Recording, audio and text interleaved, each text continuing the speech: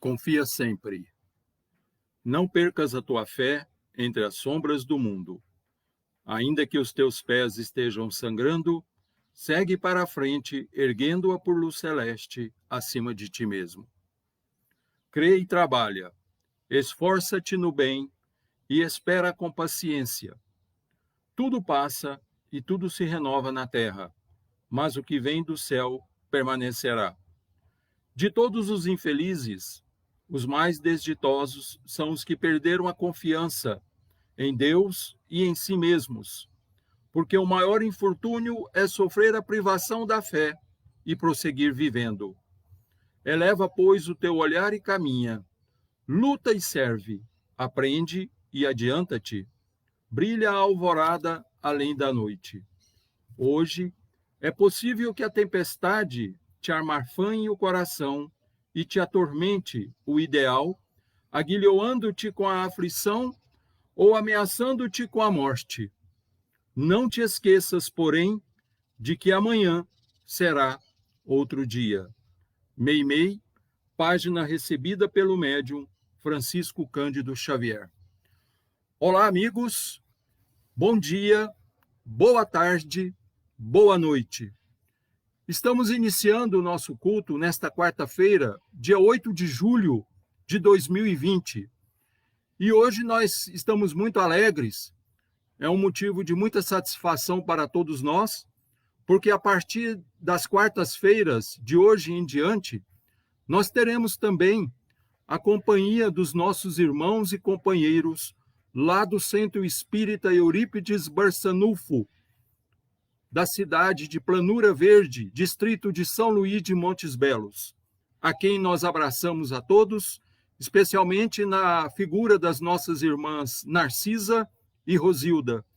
Sejam, meus irmãos, bem-vindos entre nós, que Jesus nos ampare, que Jesus nos abençoe, agora e sempre.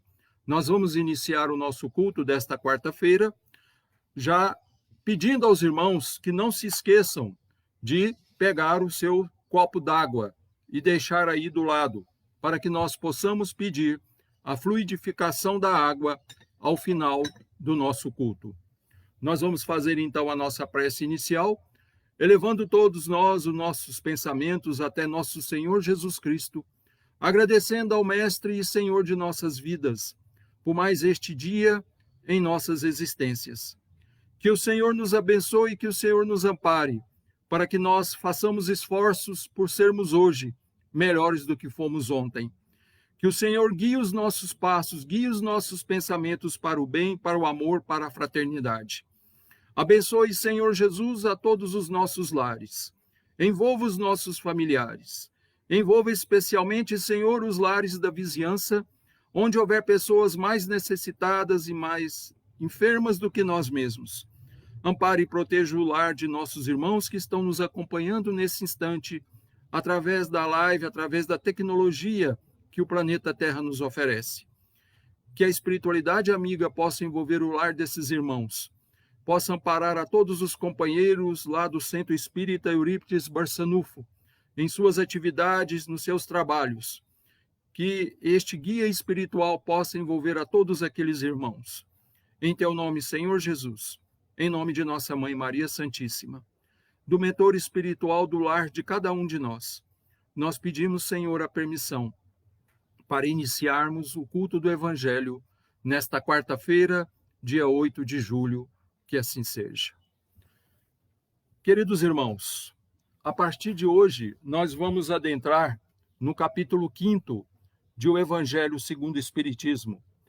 É o maior capítulo do Evangelho segundo o Espiritismo e, por coincidência ou não, Kardec coloca esse tema justamente no capítulo 5º ou 5, para quem preferir.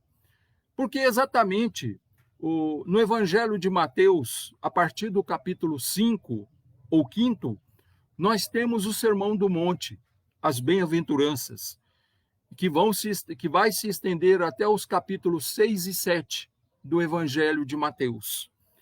Mas aqui no capítulo 5º de O Evangelho segundo o Espiritismo, intitulado Bem-aventurados os aflitos, Allan Kardec pinça algumas frases do Sermão do Monte, em especial aquela que dá título a este capítulo, onde Jesus diz que são bem-aventurados aqueles que são aflitos, porque serão consolados. E então nós vamos ler aqui no item número 1, né, iniciando o capítulo 5 do Evangelho segundo o Espiritismo, para que nós possamos fazer as nossas análises, as nossas meditações. Diz o Senhor: bem-aventurados os que choram, porque serão consolados. Bem-aventurados os que têm fome e sede de justiça, porque serão fartos. Bem-aventurados os que padecem perseguição por amor da justiça, porque deles é o reino dos céus. Evangelho de Mateus, capítulo 5, versículos 4, 6 e 10. Bem-aventurados vós, os pobres, porque vosso é o reino de Deus. Bem-aventurados os que agora tendes fome, porque sereis fartos. Bem-aventurados vós que agora chorais, porque rireis. Evangelho de Lucas, capítulo 6, versículos 20 e 21. Mas ai de vós, ricos, porque tendes no mundo a vossa consolação. Ai de vós, os que estáis fartos, porque tereis fome. Ai de vós, os que agora rides, porque gemereis e chorareis. Lucas capítulo 6, versículos 24 e 25.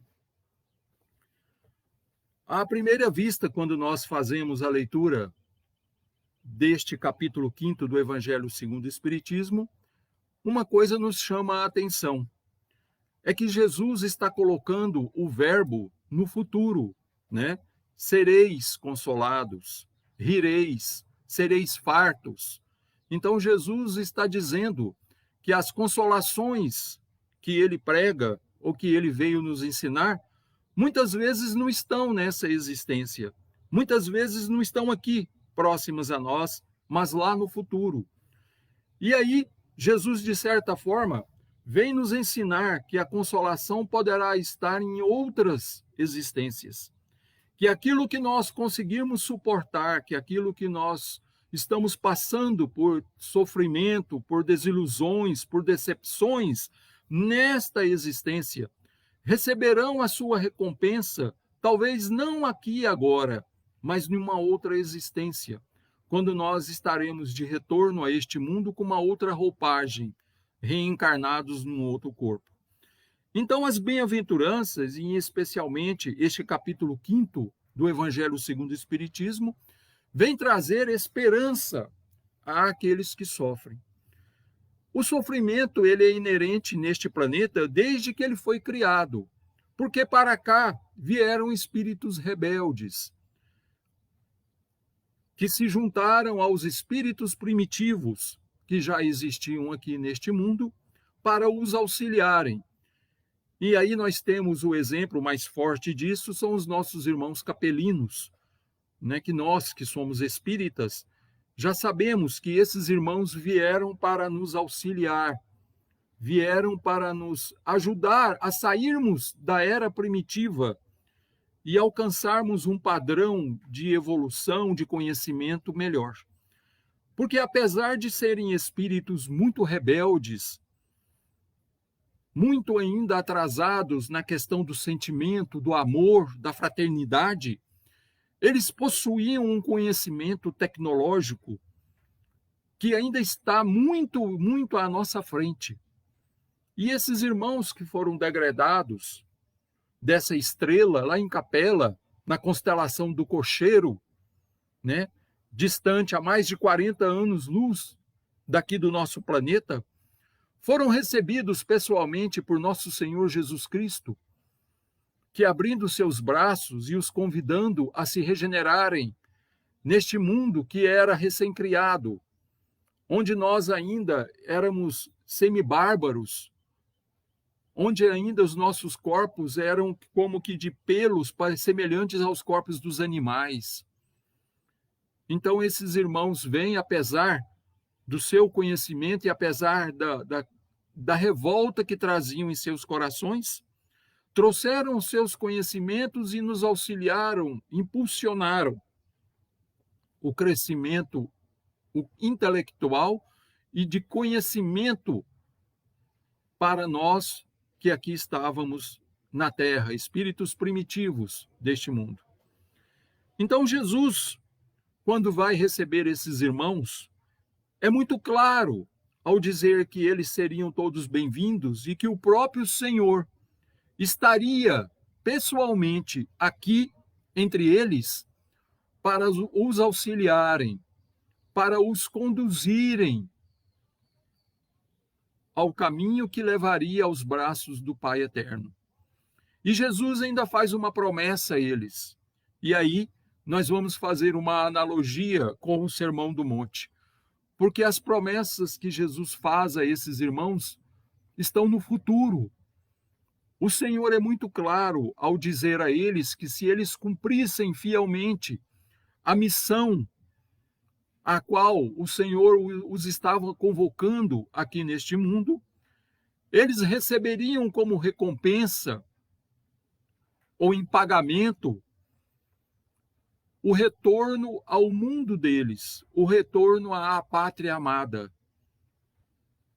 E isso foi tão importante, ficou gravado tanto no subconsciente desses irmãos, que o Velho Testamento, no início, lá em Gênesis, fala exatamente da raça adâmica, a perda do paraíso, que fala exatamente da história desses irmãos que vieram ter conosco para nos ensinarem. E nós devemos muito a esses companheiros que vieram de uma estrela tão distante, de um sol que brilha a uma distância imensurável do nosso mundo, e aqui cumpriram, de certa forma, a missão que lhes foi destinada. Daqueles irmãos, a maioria esmagadora já obteve permissão de retornarem ao seu mundo de origem. Apenas alguns refratários ainda continuam entre nós, mesmo nos dias de hoje. E no dizer de Haroldo Dutra Dias, em uma exposição que ele fez há uns 10 anos atrás, mais ou menos, em São José do Rio Preto, quando ele falava sobre o Apocalipse, Haroldo diz que muitos desses irmãos, ainda refratários, que ainda permaneceram aqui no mundo, entre nós, hoje estão dentro da doutrina espírita. Então, pode ser qualquer um de nós. Já imaginou você, meu irmão, minha irmã, que estão nos acompanhando neste instante, se nós, por um acaso, formos um daqueles espíritos rebeldes que ainda estamos por aqui? Seja lá o que for, nós, através da leitura dos ensinamentos do Cristo de Deus, e mais especificamente na leitura de hoje, do capítulo 5 do Evangelho segundo o Espiritismo, Bem-aventurados os aflitos, nós já entendemos e compreendemos que a recompensa, a possível recompensa que nós teremos, estará no futuro, seja lá onde for. Se nós cumprimos com dignidade a missão que nos foi dada, nós receberemos, de acordo com as promessas do Cristo, a recompensa individual, porque nós seremos recompensados individualmente, pelo amor, pela caridade que nós tivemos. Nós seremos recompensados se soubermos ser benevolentes para com os outros. Nós seremos recompensados se soubermos ser indulgentes para com as imperfeições e os erros dos nossos irmãos. Nós seremos recompensados se soubermos perdoar as ofensas que por acaso possam nos ser feitas por aqueles que ainda desconhecem. E isso está lá na questão número 886 de O Livro dos Espíritos, quando Kardec questiona a espiritualidade, como Jesus entendia a caridade. Ou, de outra forma, o que era a caridade para Jesus? Então, os espíritos amigos respondem a Kardec que, para o Senhor, caridade nada mais era do que benevolência para com todos, todos, indulgência para com as imperfeições alheias. E o mais difícil de se conseguir, e aquilo que nós ainda estamos derrapando, patinando, perdão das ofensas. Então, esses são os mecanismos, são as formas de nós sermos consolados, apesar das dificuldades, das agruras que nós estamos passando ou passarmos neste mundo. Atualmente vivenciamos um estado de pandemia, onde milhões de seres, de irmãos nossos, de outros países e até mesmo aqui do Brasil, estão desencarnando com essa pandemia. Todos nós preocupados, trancados dentro de nossas casas na medida do possível, vivenciando a experiência de convivermos mais ainda ao lado dos nossos entes queridos. Muitas vezes são eles que trazem os maiores créditos para com a nossa pessoa, é com eles que nós temos as maiores dívidas. Então, está aí uma oportunidade de nós nos aconchegarmos mais e mais a esses corações que estão tão próximos a nós. Porque se nós não dermos conta de nos conciliarmos ou reconciliarmos com eles, como é que nós quereremos reconciliar com aquelas pessoas que já estão tão distantes de nós, pelas coisas erradas que nós já fizemos contra elas, pela desconfiança? Se nós não damos conta de ser benevolentes, indulgentes e perdoarmos aqueles que estão ao nosso lado, como é que eu vou esperar que Deus, que Deus possa me perdoar, que o Senhor tenha misericórdia dos meus erros, das minhas agruras, se eu não tenho paciência, se eu não tenho resignação, se eu não sou portador de consolação àqueles que estão do meu lado, àqueles que caminham comigo? Então, eu tenho falado muito aos companheiros aqui da nossa casa de Gúbio, aqui de Trindade, e falo a outros companheiros também, que essa pandemia que nós estamos vivenciando atualmente, antes de ser uma peste, uma maldade, ela é uma bênção, porque ela está nos ensinando a sermos melhores. O Evangelho do Cristo nunca foi tão comentado, nunca foi tão estudado como está sendo agora. Nós estamos usufruindo de tecnologias como esta que nós estamos realizando agora, neste instante, em que irmãos em suas casas ou mesmo em outras casas espíritas podem nos ver, podem nos ouvir, podem raciocinar conosco sobre esse tema através da tecnologia que a Terra nos oferece. Se não fosse essa pandemia, será que nós estaríamos utilizando essa ferramenta que a tecnologia já nos oferece? Será que nós já teríamos descoberto esse veículo de comunicação que pode penetrar e pode atingir irmãos que estão mesmo em outros países que estão distantes aqui do Brasil? É quase certo que não, porque nós ainda estaríamos naquela vida normal que nós tínhamos e que é preciso ser renovada. Eu tenho dito aos companheiros que o mundo não será mais o mesmo. O normal que nós conhecíamos até fevereiro não existe mais. E tomara que não exista mesmo. Tomara que cada um de nós possa sair desta pandemia mais regenerados, pessoas mais conscientes, pessoas mais caridosas.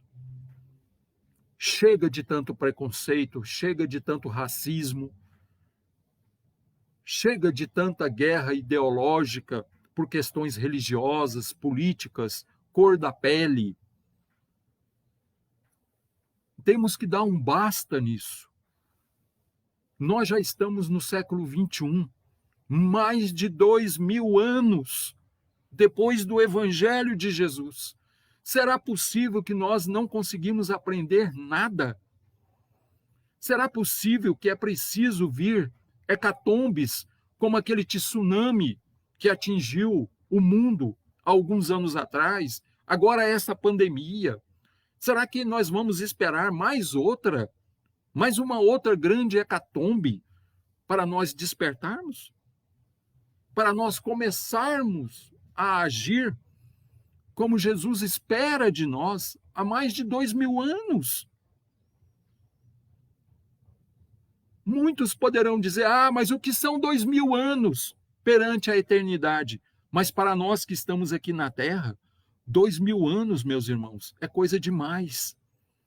Dá para nós reencarnarmos quantas vezes em 2000 anos? Quantas existências? Quantas experiências? E será que nós ainda vamos ficar patinando na indecisão, não aceitando os ensinamentos do Cristo? Tentando usar de esperteza para passarmos à frente dos outros? Puxarmos a brasa sempre para o lado da nossa sardinha, esquecendo-nos dos outros? O que adianta sermos felizes, e vamos colocar felizes entre aspas, porque a felicidade completa não é deste mundo? Jesus já diz isso. O que adianta nós sermos felizes se do nosso lado tem pessoas que choram? E nós falamos isso não com um termo pejorativo ou como demagogia, mas o que adianta nós estarmos bem se nós olharmos para os nossos vizinhos e identificarmos ali pessoas que estão carentes, pessoas que choram, pessoas que perderam seus entes queridos?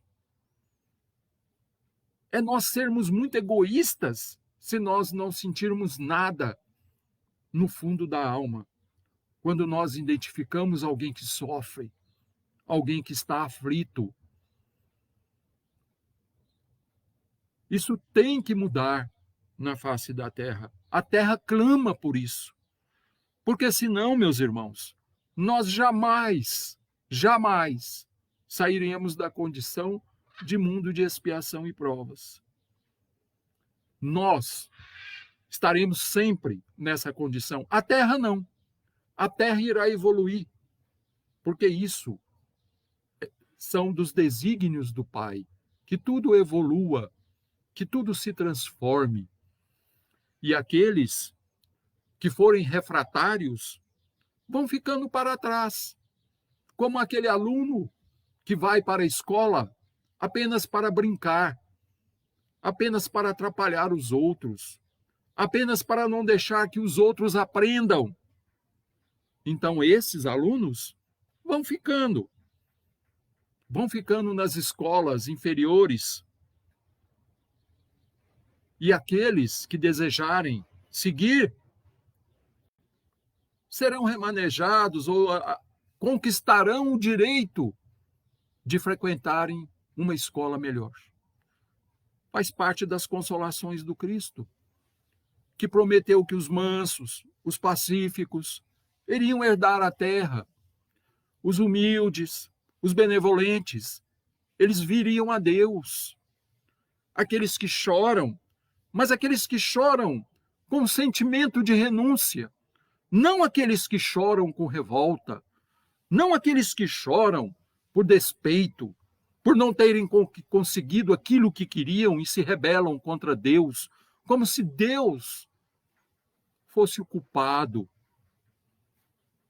das nossas desilusões, das nossas decepções. Tudo na vida, meus irmãos, tudo que nos acontece, seja de bom, seja de ruim, seja de alegria, seja de dor, seja de esperança, seja de desesperança, tudo faz parte de um processo de aprendizado, onde todos nós estamos matriculados e nos matriculamos há milênios de anos atrás, quando nós optamos pela reencarnação como meio, como método eficaz para a nossa evolução. Então, as dores, as aflições, elas vão passar, assim como tudo, não é? Nossa Senhora sempre dizia isso. Humberto de Campos, no livro Boa Nova, no último capítulo do livro Boa Nova, intitulado Maria, ele nos conta, nos relata exatamente essa passagem, em que Nossa Senhora estava vivendo em Éfeso, ao lado de João Evangelista, que aos pés da cruz assumiu Nossa Senhora como sua mãe e Maria o adotou como filho. E eles foram viver juntos em Éfeso, onde João foi trabalhar, foi pregar o evangelho, e alguns irmãos, especialmente um irmão que era bem posicionado economicamente, cedeu uma casinha para João à beira da praia, próximo ao mar, para que João ali pudesse residir. Então Nossa Senhora ficava ali enquanto ele trabalhava, enquanto ele estava na igreja em Éfeso. E Nossa Senhora sempre atendia as pessoas, os andarilhos, todos queriam ir até aquela casinha.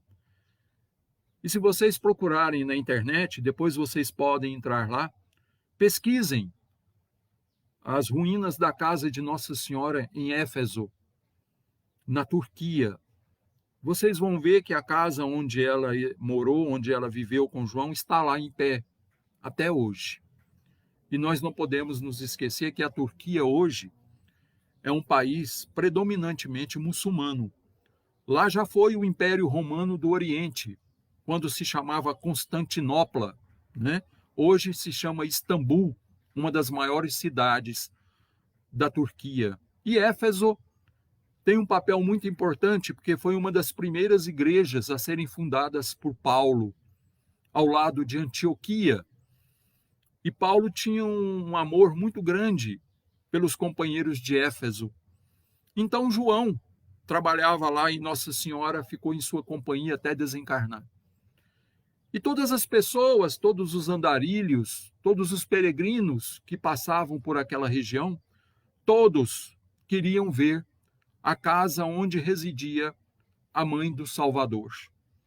Então Nossa Senhora os recebia à porta, sempre com uma palavra amiga, sempre abençoando aquelas pessoas, e ela sempre dizia àqueles peregrinos, àquelas pessoas que vinham com as suas dores, com as suas aflições, com as suas angústias, aquelas mesmas que levavam aquelas pessoas a estarem ou a procurarem Jesus, a quererem pegar na fímbria de sua roupa para serem curados. Essas mesmas pessoas, assim como essas pessoas, outras procuravam Nossa Senhora. E ela sempre dizia: meu filho, minha filha, tenha fé em Deus. Isso vai passar. Tudo passa. Somente o reino de Deus tem força suficiente para ser eterno. Então, esses relatos estão lá no livro Boa Nova, de Humberto de Campos, psicografia de Francisco Cândido Xavier. É uma mensagem belíssima, que leva cada um de nós às lágrimas ao lermos aquelas passagens que são de uma profundidade, porque é como se Nossa Senhora estivesse conversando conosco hoje. É como se cada um de nós estivéssemos passando à porta de sua casinha e ela olhando para nós com um sorriso nos lábios, inerente àquelas pessoas que possuem uma fé inabalável, ela dizendo para nós: meu filho, tenha fé em Deus.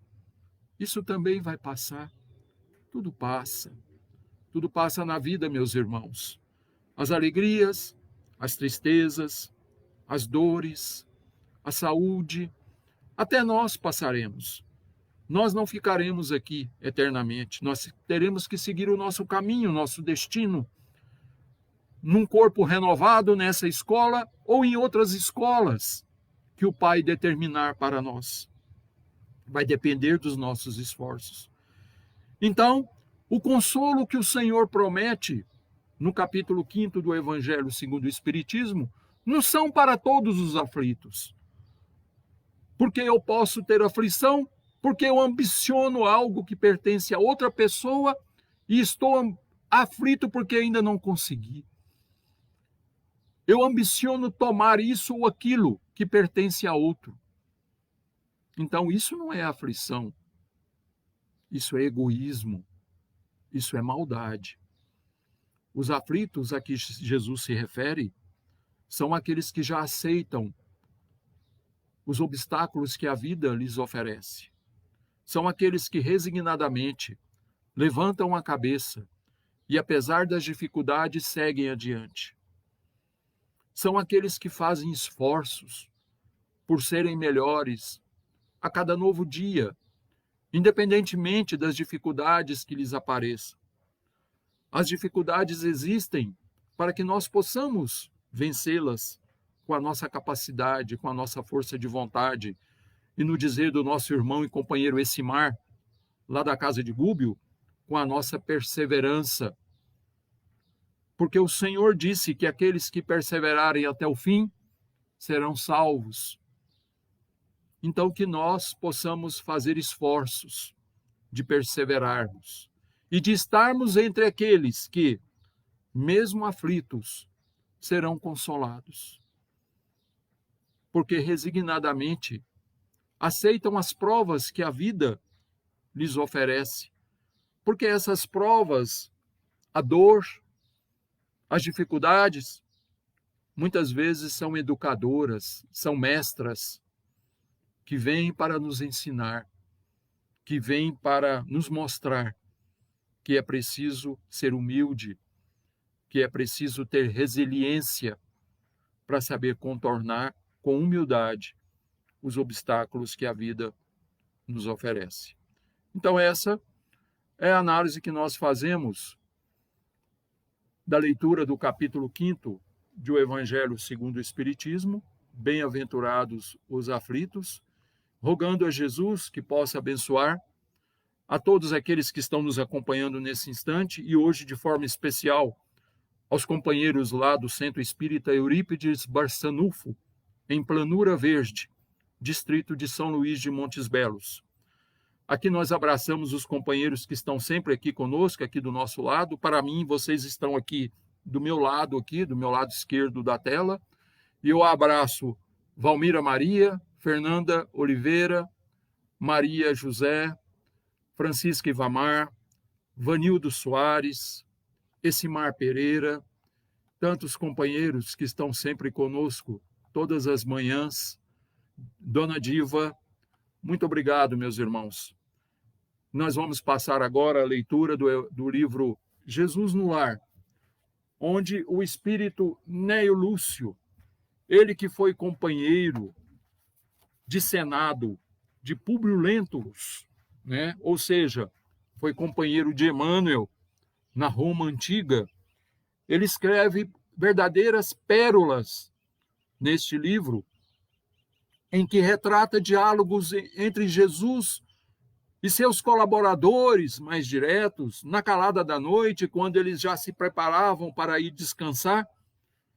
Lá na casinha de Pedro, em Cafarnaum, nós sabemos que Cafarnaum hoje não existe mais, apenas ruínas, não é? A cidade não existe mais.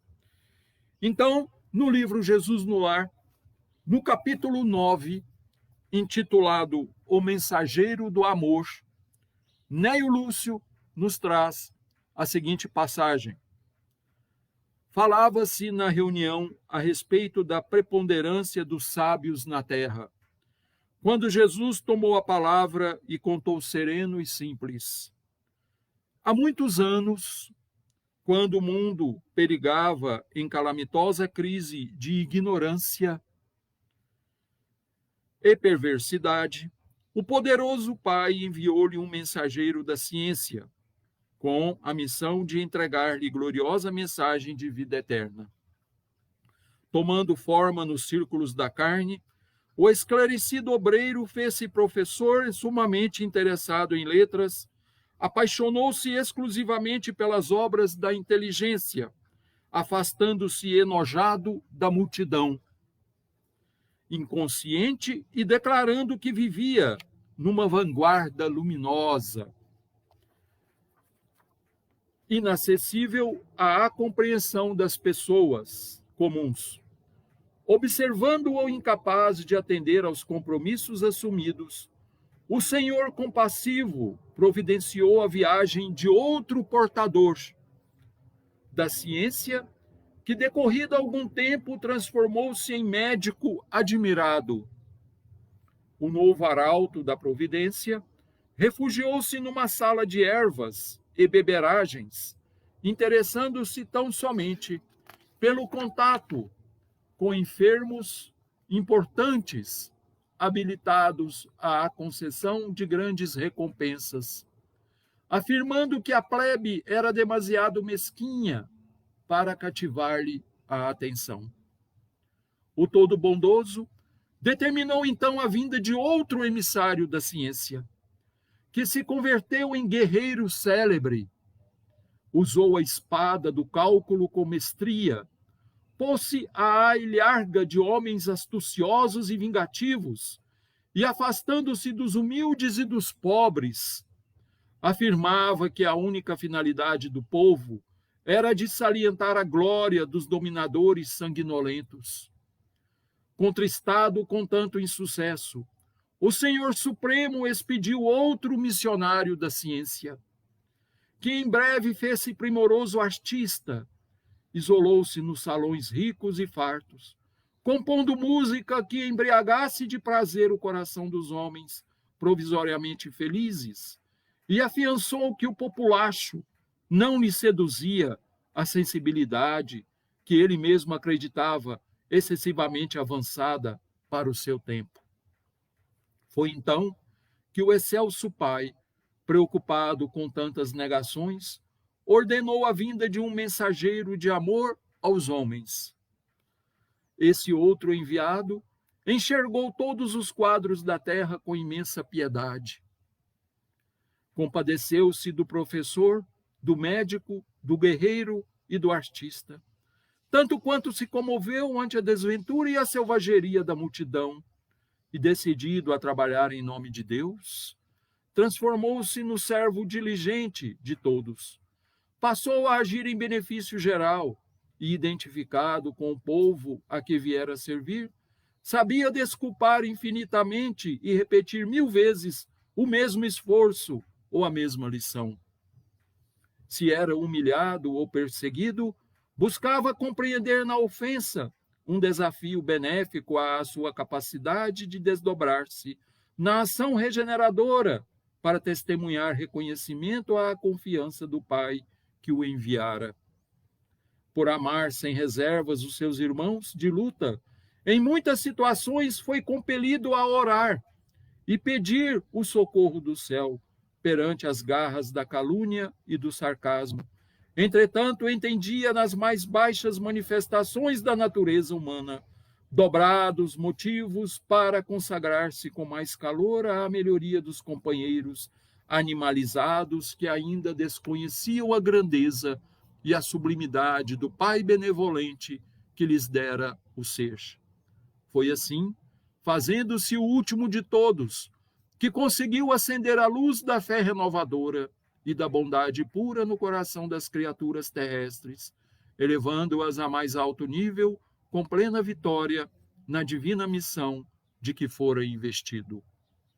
Houve ligeira pausa na palavra doce do Messias, e ante a quietude que se fizera espontânea, no ruidoso ambiente de minutos antes, concluiu ele, com expressivo acento na voz. Cultura e santificação representam forças inseparáveis da glória espiritual. A sabedoria e o amor são as duas asas dos anjos que alcançaram o trono divino, mas, em toda parte, quem ama segue à frente, daquele que simplesmente sabe. Neio Lúcio. Quase que não tem nada que comentarmos nisso aqui, não é, meus irmãos? Isso aqui é a história do próprio Cristo, que veio e fez exatamente isso que ele conta aos seus companheiros, aos seus discípulos reunidos lá na casa de Pedro. Que muitas vezes o amor tem força suficiente para chegar onde a cultura, o intelecto, a força, a habilidade não conseguem atingir. Aquele que ama aure forças, mesmo que não sabe nem de onde está vindo. Porque aquele que ama, ele supera a si mesmo, ele supera as suas dificuldades. Aquele que ama sabe sofrer com resignação as intempéries, as investidas da maldade, e sabe contornar todos os obstáculos para retornar ao seu caminho, ao seu objetivo. Então, Jesus, nessa passagem, ele vem nos mostrar que o amor supera tudo. E como vai dizer Pedro depois, na sua segunda epístola, o amor cobre a multidão dos pecados. O amor é a única força capaz de construir. É a única força capaz de redimir os homens de si mesmos. Então, esse era o nosso recado, meus irmãos. Neste dia 8 de julho, nesta quarta-feira, e nós esperamos ter levado alguma palavra de esperança, alguma palavra de consolo a vocês que estão nos acompanhando nesse instante e a aqueles outros que poderão nos ver mais tarde.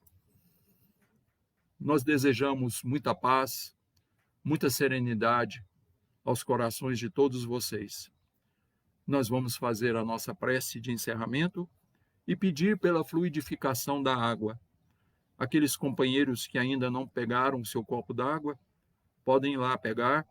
A gente vai dar um minutinho aqui ainda para que vocês possam pegar a sua água. E vocês mesmos irão pedir a fluidificação dessa água, porque nós somos capazes, nós podemos, se tivermos amor, se tivermos boa vontade. Como diz Jesus, vós sois deuses, vós podereis fazer tudo aquilo que eu faço, e um pouco mais, se tiverdes fé. Então que nós tenhamos fé, que o Senhor nos ponha virtude, que o Senhor nos encha de misericórdia.